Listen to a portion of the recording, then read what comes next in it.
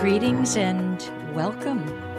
Welcome to my very special Purple Portal. And it is the beginning of November, and I am your host, the somewhat reluctant mystic, the wanderer. I wonder about lots of stuff, and the wanderer. And I bring you thoughts and insights so that you can wonder and wander inside of your mind and allow your spirit to go free with new thinking. So I am Elaine Bartlett, and I warmly invite you to participate today if the spirit gives you the bing on the forehead. And to do that, you could call in at 321-806-3159. You're also welcome to go to my website, higherconsciousness.com, HIERCONCIOUSNESS.com. So it is the beginning of November, and it's a beautiful day here in South Florida. I hope wherever you are, it is beautiful.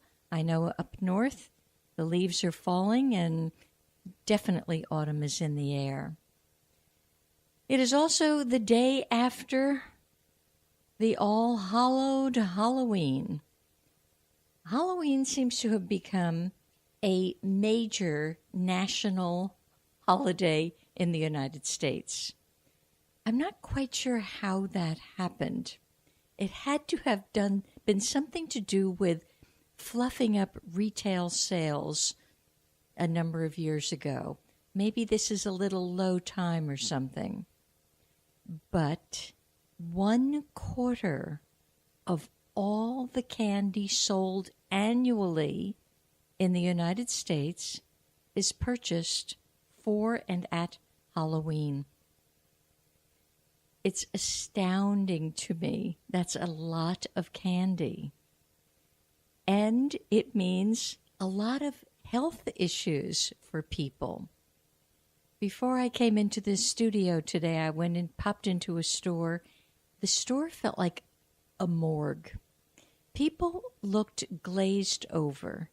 They looked unwell. They looked unhappy. They looked not even present. And I really wanted to take a little survey. How many of them are in sugar shock today? Thankfully, although I was on open the door duty for some loved ones as they all went out trick-or-treating, but thankfully I stayed away from all of it. And that's a big act of will on my power. I tend to have a bit of a sweet tooth.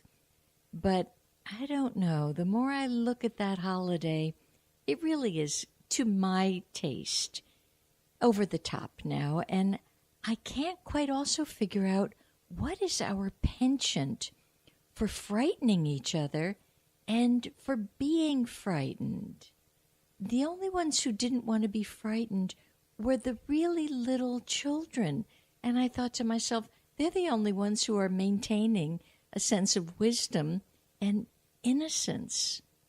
And the costumes were gory and horrible. And is this a deep, deep part of our psyche? What is this? Is it that we no longer appreciate beauty? Is it that we no longer want to stand straight and tall as something wonderful? I did take note. I don't care what side of the fence you're on. There was not a Hillary costume. There was not a Trump costume. There was not an Obama costume. There was not even a George Washington costume. The costumes that were prevalent were some make-believe characters I've never even heard of. I can't even remember now the names of them, but one seemed very prominent. Oh, Minions. Yeah, many of them were Minions. Like, all righty then. My favorite, of course, were the little butterflies, the little kids who were the fairy princes and princesses, and the little pirates, they were okay. But the ones that looked like they had their mouths stitched shut with some sort of black goop. I'm like, whoa, what is that about? Is their spirit not able to speak? See, my nature would go to, why are you wearing that costume? What does that really mean to you? Thankfully, I kept my mouth shut and just wished all these kids, from whether they were 6 feet tall or a foot and held in mommy and daddy's arms, I just wish them well. But I really don't get this holiday. And I researched this morning, how did this even come up? And its roots are not particularly pleasant. So I'm going to suggest to you, Google it and see the origin of this thing. And then it's tied in with the Feast of All Saints and All Souls Day. And that makes me laugh too. But before I get on to All Saints Day, which is today, one final little insight about yesterday and the monies that were spent. $2.5 billion, that would be B as in boy, were spent on costumes. You add the candy into it and the other paraphernalia, $6 billion in total. It's second most to the in commercial spending to the holiday. It's second right after Christmas. I'm like, wow. Now, I am a generous spirit, and I'm the first to be giving, and I'm a happy giver. But something in me, when I heard these figures today, I thought, wait a minute. As the guy is standing at the corner with his homeless sign, looking beaten and bedraggled, and I'm not suggesting we're going to transform the whole kingdom of homeless people. Some of them have to be homeless. It's their soul's choice. But this seemed such a random, blatant misspending of monies. And these same people that have spent this money are going to be saying they don't have enough money for something important, whatever that might be. And the important thing, of course, in my world would be get some knowledge, travel, see the world, take better care of your home and your belongings. So I don't know. I found those numbers more sickening than the thought of all the candy that I could have and would have ingested probably as a little kid. So just some food for thought, not such sweet food for thought, but food for thought. So today is All Saints Day. Now, in Christianity, this is a day, in Catholicism, it's considered what they call a holy day of obligation. And this is to salute those that they have verified and positively known that they got to heaven. Well, that makes me chuckle too, because that's kind of an enormous judgment. Because tomorrow, November 2nd, All Souls Day, which is not a holy day of obligation, well, that honors the poor slobs that supposedly didn't get into heaven. I'd like to know who's in charge of the decision-making on you got in and you didn't. I think it's pretty interesting to contemplate. So tomorrow, when the poor guys are supposed to be honored that didn't get to heaven, I don't know, I'd kind of give up a bigger prayer. Maybe they need more help than the guys that supposedly got to heaven. I've done a lot of research and contemplation on heaven, and heaven, the word itself is a Greek word, which simply means harmony. So every time you are sincerely in a deep point of harmony, you're in heaven. And guess what? The core of you, the pure radiance of you, that divine essence of you, it's never left heaven in the first place. So some of these thoughts are pretty antiquated and scrambled, And frankly, there's downright not truthful. So you can tell. I get a little huffy about who's made it and who hasn't made it. Because in my book, I don't care what costume you're wearing, you're still God in drag. Now, you may have forgotten it. The costume may have eclipsed all of who you really are, but drop your costuming. And underneath that, you are brilliant. You are sunlight. You are starlight. You are illuminated.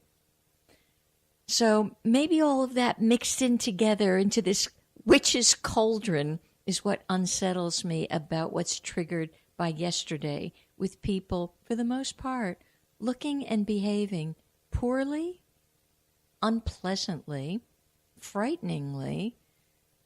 You got it, right?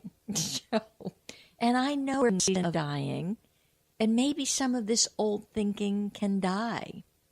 And if my thoughts on All Saints' Day have triggered something in some of you listening to this, think it through from a different point of view. You might find you start questioning a lot of things about what's been fed to you, because most of it does not make any sense. I was taught to beat my chest and say 3 times, I am not worthy. It took me a number of years to recover from that.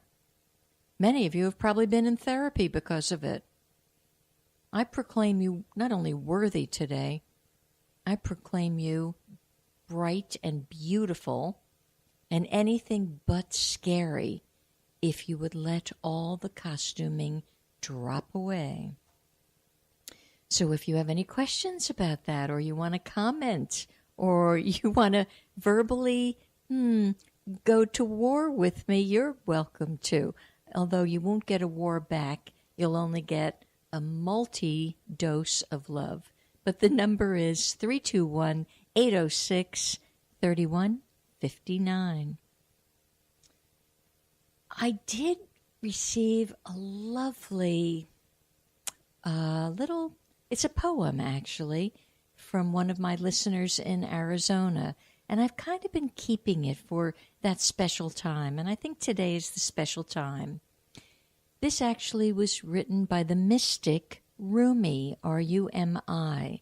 And for those of you who are unfamiliar with Rumi's mysticism and his thinking, Google him, look him up. His work is beautiful. So this is a short poem, and here we go. Don't go back to sleep. For years, copying other people, I tried to know myself. From within, I couldn't decide what to do. Unable to see, I heard my name being called. Then I walked outside. The breeze at dawn has secrets to tell you. Don't go back to sleep. You must ask for what you really want. Don't go back to sleep. People are going back and forth across the door sill where the two worlds touch. The door is round and open. Don't go back to sleep. I think that's beautiful. And I think a lot of people in this country have fallen sound asleep. They've been lulled to sleep. They've been cajoled to sleep. They've been sugared to sleep. They've been poisoned to sleep. But don't go back to sleep. Wake, listen, wake. That wakefulness is in the breeze. It's nothing, it's not like you're going to go get enlightened instantly. It's the breeze. It's the wave of the ocean. It's the leaves on the trees. There is everything you need to be experiencing.